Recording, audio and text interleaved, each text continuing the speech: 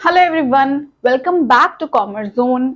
आज की वीडियो में हम डिस्कस करने जा रहे हैं फॉर्म्स ऑफ बिजनेस ऑर्गेनाइजेशन की दूसरी टाइप की फॉर्म, जिसके अंदर हम पार्टनरशिप को डिटेल में डिस्कस करने वाले हैं। पार्टनरशिप के 2 से 3 पार्ट्स में बनाने वाली हूं, जिसमें हम डिटेल में डिस्कस करेंगे कि पार्टनरशिप क्या होती है और उसके फीचर्स क्या होते हैं। अगले पार्ट में डिस्कस करूंगी कि what are the merits and demerits of partnership, और उसके अगले पार्ट में हम डिस्कस करेंगे कि पार्टनरशिप कितने तरह की होती है और पार्टनर्स कितने तरह के होते हैं, और इसके साथ फिर हमारे ये तीनों पार्ट्स में पार्टनरशिप कवर हो जाएगी। राइट, तो पार्टनरशिप का मतलब क्या होता है? Let's have a look on the definition. Partnership is the relation between two or more partners who have agreed to share the profits of the business carried on by all or any of them acting for all। इस line का मतलब क्या है कि जब एक आदमी अकेला बिजनेस करता है उसे हम कहते हैं सोल प्रोप्राइटर, लेकिन अगर 2 आदमी मिल जाएं और वो कहें क्यों ना हम मिलकर बिजनेस ऑपरेट करें, उसे हम कहते हैं पार्टनरशिप। तो क्या सिर्फ 2 ही लोग पार्टनर्स हो सकते हैं? ज्यादा नहीं, बिल्कुल 2 से लेकर मैक्सिमम 50 लोग तक मैक्सिमम पार्टनर्स हो सकते हैं। अगर 10, 20, 50 लोग मिलकर कहें कि हमें साथ मिलकर बिजनेस करना है, हम अपने कैपिटल कंट्रीब्यूट करेंगे, जो भी बिजनेस का प्रॉफिट होगा उसे हम इक्वली या फिर अग्रीड रेशियो में डिवाइड करके घर ले जाएंगे, तो उस अग्रीमेंट को हम कहते हैं पार्टनरशिप डीड। राइट, अब यहां पर एक चीज लिखी है, कैरिड ऑन बाय ऑल और एनी ऑफ देम। जरूरी नहीं है कि सारे के सारे लोग बिजनेस में काम करें। हो सकता है कुछ लोग कहेंगे कि यार मैं ना पैसा कंट्रीब्यूट कर सकता हूं, लेकिन मैं रोज की रोज ऑफिस नहीं आ सकता, या फिर मैं डिसीजन मेकिंग में नहीं पार्टिसिपेट करूंगा, या मैं बाकी के एक्टिविटीज में पार्टिसिपेट नहीं करूंगा। तो क्या ऐसे आदमी को हम पार्टनर कह सकते हैं? बिल्कुल। अगर वो अपना हक, अपना डिसीजन मेकिंग की पावर किसी और को दे देता है कि भाई तुम मेरी तरफ से डिसीजन ले लेना, मैंने सिर्फ कैपिटल कंट्रीब्यूट कर दिया, तो ये भी एक तरह की पार्टनरशिप ही है। ठीक है, तो इस कॉन्सेप्ट में हम क्या करते हैं कि जो भी लोग बिजनेस में पार्टनर्स बनना चाहते हैं, जरूरी नहीं है वो सबके सब काम करे, उनमें से कुछ भी कर सकता है और सब भी कर सकते हैं। ठीक है, अब बात करेंगे पार्टनरशिप और सोल प्रोप्राइटरशिप में ऐसा क्या फर्क है, दोनों में क्या फीचर्स कॉमन है और क्या अनकॉमन है। सबसे पहला फीचर्स है formation.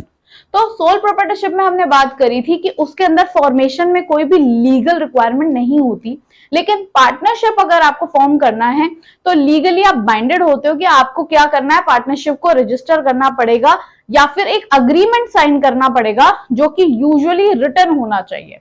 Right, so partnership can be form by entry into legal agreement among partners as per the Indian partnership act 1932।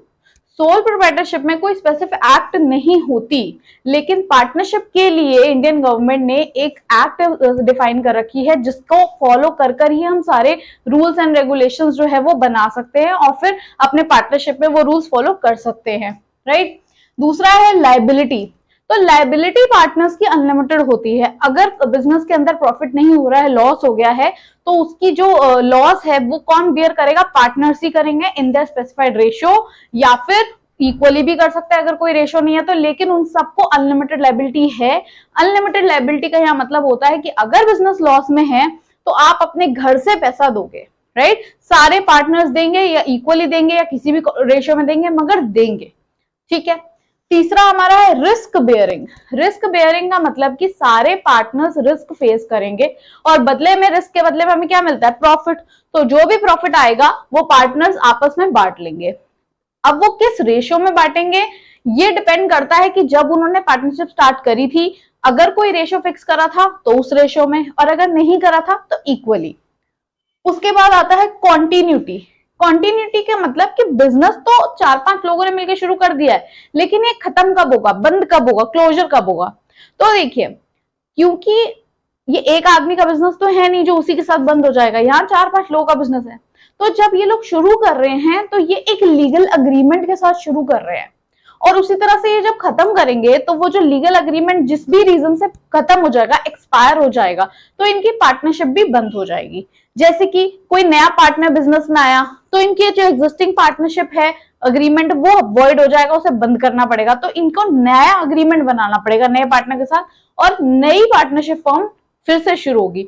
उसी तरह से अगर कोई रिटायर हो गया या बीच में किसी की डेथ हो गई, या इन लोगों ने खुद ही मन किया कि भाई अब बहुत हो गया, अब हम अपना ये तोड़ रहे हैं एग्रीमेंट और पार्टनरशिप खत्म कर रहे हैं, तो किसी भी रीजन से अगर वो अग्रीमेंट खत्म कर दिया जाता है तो फिर वो पार्टनरशिप बंद हो जाती है और आप नए एग्रीमेंट के साथ नई पार्टनरशिप शुरू करते हो, राइट। नंबर ऑफ पार्टनर्स, तो हम ऑलरेडी डिस्कस कर चुके हैं कि इंडियन गवर्नमेंट ने कंपनीज एक्ट 2014 एक लॉ पास करी है और उस लॉ के अकॉर्डिंग मिनिमम 2 आदमी पार्टनरशिप में आ सकते हैं और मैक्सिमम 50। पर ये बात याद रखिएगा कि ये 2014 के अकॉर्डिंग ही मैक्सिमम 50 है। लास्ट ईयर तक यानी 2013 तक जो कंपनीज एक्ट 2013 आई थी उसमें वहां पे प्रोविजन 100 का था। तो अगर आपको एमसीक्यू में पूछा जा रहा है एज पर कंपनीज एक्ट 2013 तो आपका सही आंसर 100 पार्टनर्स रहेगा और ना कि 50।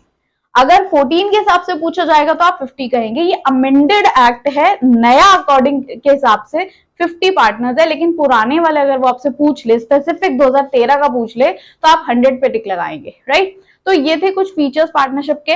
अगली वीडियो में हम लेकर आएंगे merits and demerits of partnership. अगर आपको मेरी वीडियो पसंद आ रही है तो प्लीज मेरे चैनल को सब्सक्राइब कीजिए अगर आप न्यू सब्सक्राइबर है तो, और अगर आपको पसंद आ रही है तो डू शेयर माय वीडियो ताकि मैं और अच्छी वीडियोस आपके लिए अच्छे कंटेंट के साथ लेकर आऊं। Till then keep learning, keep growing.